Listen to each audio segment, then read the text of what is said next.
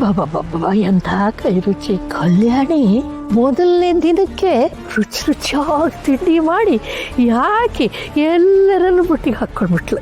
ತುಂಬ ಜಾಸ್ತಿ ಆಯ್ತು ಅಂತ ಅನ್ನಿಸ್ಲಿಲ್ವಾ ರಚಮ್ಮ? ಎಂಥ ಪ್ರಾಬ್ಲಮ್ ಅವಳು ಅಂತ ಇದ್ದೆ.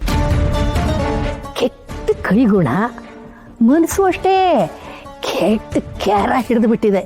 ರಚಮ್ಮ, ಅವಳು ಯಾವಾಗ ಏನು ಪ್ರಾಬ್ಲಮ್ ಮಾಡ್ತಾಳೋ ಅಂತ ನಾನು ಯೋಚನೆ ಮಾಡಿ ಒದ್ದಾಡ್ತಾ ಇದ್ದೀನಿ. ನೀವು ನೋಡಿದ್ರೆ ಅವಳು ಮಾಡಿದ ಅಡುಗೆನ ತಿಂದು ಸ್ವಾದಿಸ್ತಾ ಇದ್ದೀರಾ. ಕೆಟ್ಟ ಉದ್ದೇಶಗಳು ನಾರುತ್ತೆ ಅಂತಾರೆ. ಅದಕ್ಕೆ ಅವಳ ಉದ್ದೇಶ ಏನು ಅನ್ನೋದನ್ನ ಮುಸಿ ನೋಡ್ತಾ ಇದ್ದೆ. ನನ್ನ ಚಿಂತೆನೂ ನಿನ್ನ ಚಿಂತೆನೆ ಸೇಮ್ ಟು ಸೇಮ್. ನಾಟಕ ಮಾಡಬೇಡ ನೀನು. ಕಳ್ಳ ಪೊಲೀಸ್ಗಿಂತ ಒಂದು ಹೆಜ್ಜೆ ಮುಂದೆ ಇಟ್ಟಿರ್ತಾನಂತೆ. ಇಲ್ಲಿ ನಮ್ಮನೇನಲ್ಲಿ ಇವಳು ನಮಗಿಂತ ಒಂದು ಹೆಜ್ಜೆ ಮುಂದೆ ಇದ್ದಾಳೆ. ಇಲ್ಲ, ಅವಳ ಮೇಲೆ ಪ್ರತಿ ಕ್ಷಣನೂ ಕಣ್ಣಿಟ್ಟಿರ್ಬೇಕು. ಯಾವಾಗ ಹೇಗೆ ವಿಷ ಕಾರ್ತಾಳೋ ಗೊತ್ತಿಲ್ಲ. ವಿಷ ಊಟದಲ್ಲ, ತಲೆಯಲ್ಲಿರುತ್ತೆ.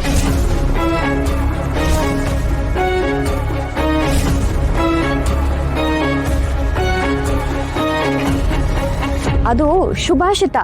ಬೆಳಗ್ಗೆ ನ್ಯೂಸ್ ಪೇಪರಲ್ಲಿ ಓದಿದ್ದೆ, ಇಷ್ಟ ಆಯ್ತು, ಅದಕ್ಕೆ ಹೇಳ್ದೆ. ಹೌದು, ಇವತ್ತು ರಾತ್ರಿ ಊಟಕ್ಕೆ ಏನು ಮಾಡಲಿ? ನಿಮ್ದೇನಾದರೂ ಸ್ಪೆಷಲ್ ಡಿಮ್ಯಾಂಡ್ಸ್ ಇದೆಯಾ? ಗಿಕ್ಸಿಂಗು ಬೇಕಿದ್ರೆ ಹೇಳಿ, ಮಾಡಿಕೊಡ್ತೀನಿ. ನೀನೇನು ಅಡುಗೆ ಮಾಡೋದಕ್ಕೆ ಹೋಗ್ಬೇಡಮ್ಮ. ನಮ್ಮ ಅಡುಗೆನ ನಾವೇ ಮಾಡ್ಕೊಂಡು ತಿನ್ಕೊತೀವಿ. ನಮಗೆ ಶುಚಿಯಾಗಿ ತಿಂದ್ರೇ ಅರ್ಗದು. ನೀವು ಈ ಮನೆಗೋಸ್ಕರ ತುಂಬಾ ಕಷ್ಟಪಟ್ಟಿದ್ದೀರಾ. ಈ ಮನೆ ಭಾರನೆಲ್ಲ ಬೆನ್ನ ಮೇಲೆ ಹೊತ್ತಿದ್ದೀರಾ. ನಿಮ್ಮ ಬೆನ್ನು ಬಾಗೋಕ್ಕೂ ಮುಂಚೆ ನಾನೇ ಅದನ್ನು ಟೇಕ್ ಓವರ್ ಮಾಡ್ತೀನಿ. ನೀವು ಸ್ವಲ್ಪ ರೆಸ್ಟ್ ಮಾಡಿ.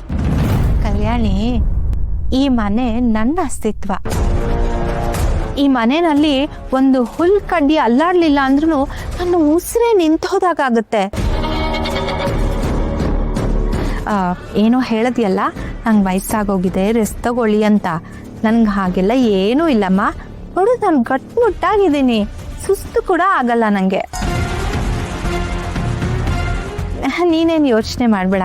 ನೀನು ಎಲ್ಲ ವಿಷಯದಲ್ಲೂ ನಮಗೆ ಸಪೋರ್ಟ್ ಮಾಡ್ಕೊಂಡಿದ್ರೆ ಅಷ್ಟೇ ಸಾಕು. ನಿಮ್ಗೇನಾದರೂ ಬೇಕಾದರೆ ಹೇಳು,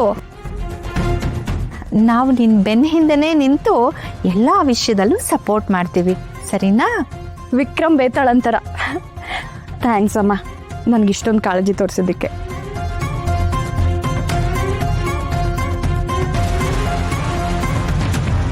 ಪರವಾಗಿಲ್ಲ ಅಮ್ಮ.